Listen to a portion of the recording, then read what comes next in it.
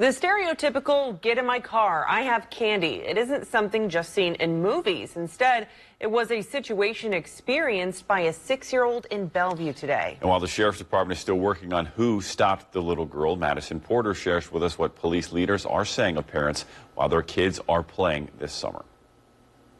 Tyler and Janice, Sheriff Chris Watkins says the 6-year-old girl immediately recognized what was happening and ran to her house to get help. He's using this situation as a learning opportunity about the importance of talking with kids about strangers. The attempted kidnapping happened on the 5300 block of Catherine Street in Bellevue on Tuesday night. The 6-year-old told the sheriff's deputies that the stranger said he had candy in his trunk.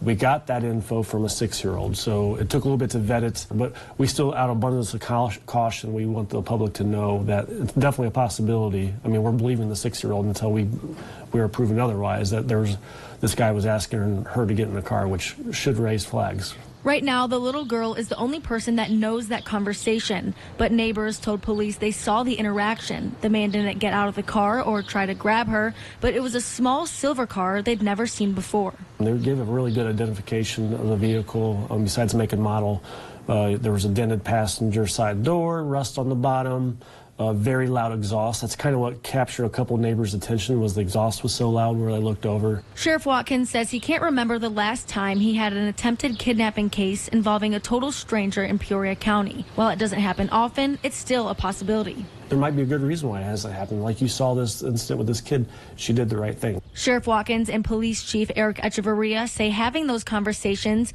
about not talking to strangers and nighttime curfews and even using technology like Apple Tags or iPhone apps is a good way to keep an extra eye on your kids. That's all about parents communicating with their children. If you're not talking to your children and you're not having these conversations, they won't know what to do.